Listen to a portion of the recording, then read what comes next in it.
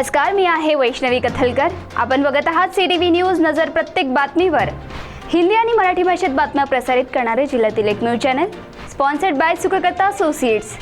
आणि आता पाहूयात गेल्या 24 तासातील बातम्या पटापट। चंद्रपूर जिल्ह्यात पोलीस अधीक्षकांनी अंमली पदार्थाविरोधी मोहीम उघडली असताना सुद्धा जिल्ह्यात अंमली पदार्थाची तस्करी सुरूच आहे। राजुरा शहराजवळील भेंडवी फाट्याजवळ देवराम केसगीर नामक युवकाला अडवले असता त्याच्याजवळ 1,95,000 रुपये किमतीचा गांजा आढळून आला। यावेळी गांजा आणि मोटरसायकल असा एकूण 2,45,000चा मुद्देमाल जप्त करण्यात आला। चंद्रपूर जिल्ह्यात सिंदेवाही वनपरिक्षेत्रात लाडबोरी येथे रमेश पांडुरंग गंडाईत यांच्या शेताजवळील नाल्यात एका वाघाचे शव आढळल्याने एकच खळबळ उडाली। सदर वाघ वृद्धावस्थेत असल्याने त्याचा मृत्यू झाला असावा असा कयास लावण्यात येत आहे। त्या वाघाचे सर्व अवयव शाबूत आहे।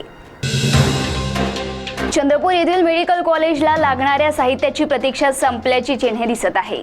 आमदार किशोर जोरगेवार यांनी हा मुद्दा लावून धरत वैद्यकीय शिक्षण मंत्री हसन मुश्रीफ यांच्याकडून 57 कोटी रुपये मंजूर करून घेतले। त्यामुळे काही प्रमाणात का होईना वैद्यकीय महाविद्यालयाची घर कमी होईल। धावत्या रेल्वे गाडीत मोबाईल चोरणाऱ्या लुटारूंचा प्रतिकार केल्यामुळे चोरट्यांनी केलेल्या मारहाणीत एका प्रवाशाचा मृत्यू झाला तर एक किरकोळ जखमी झाला। गुरुवारी पहाटे दक्षिण एक्सप्रेसमध्ये घडलेल्या या घटनेने एकच खळबळ उडाली आहे। शशांक रामसिंग राज, वय वर्ष 25, राहणार राजापूर, उत्तर प्रदेश असे मृत प्रवाशाचे नाव आहे। या प्रकरणी नागपूर लोहमार्ग पोलिसांनी चौघांना अटक केली आहे। मागील 10 महिन्यात विदर्भातील सर्व जिल्ह्यात होणाऱ्या दारू विक्रीत नागपूर जिल्ह्याने प्रथम क्रमांक पटकावला आहे। विकल्या गेलेल्या एकूण दारूपैकी 80% दारूची विक्री एकट्या नागपूर जिल्ह्यात झाल्याचे समोर आले आहे। तब्बल 468 कोटींचा महसूल नागपूर राज्य व उत्पादन शुल्क खात्याने गोळा केला आहे।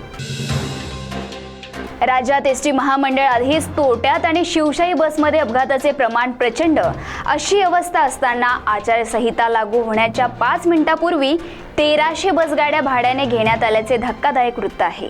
परिवहन मंत्र्यांनी दिल्लीतील एका वादग्रस्त कंपनीला हे कंत्राट दिल्याने यात घोळ झाला असावा असे बोलले जात आहे।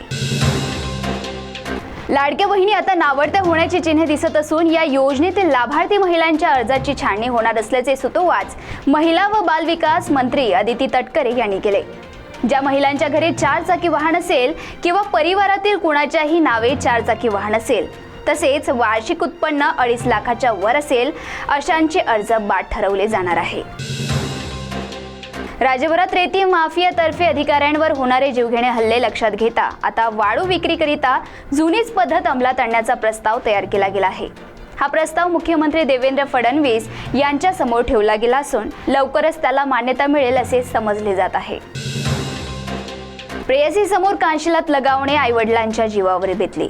कपिलनगर पोलीस ठाण्याच्या हद्दीतील दुहेरी हत्याकांडात आणखी एक ट्विस्ट आला आहे। आरोपी मुलगा उत्कर्ष लीलाधर डाखोळे याचे एका वर्गमैत्रिणीसोबत 4 वर्षापासून प्रेम संबंध होते। त्यांना प्रेम विवाह करायचा होता। उत्कर्षने प्रेयसीला घरी बोलावले आणि आईवडिलांशी भेट घालून दिली, मात्र त्यावेळी आईने चक्क नकार दिला होता तर वडिलांनी उत्कर्षला त्याच्या प्रेयसी समोरच कानशिलात मारली होती। त्यामुळे उत्कर्षला वडिलांबाबत मनात खदखद होती।